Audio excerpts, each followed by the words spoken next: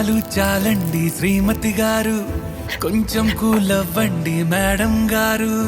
చామంతి నవ్వే విసిరే మేరు, కసిరేస్తూ ఉన్నా బావున్నారు. సరదాగా సాగే సమయంలో నా మరిచిపోతే బాధ కబురు, వద్దు అంటూ ఆపేదెవరు.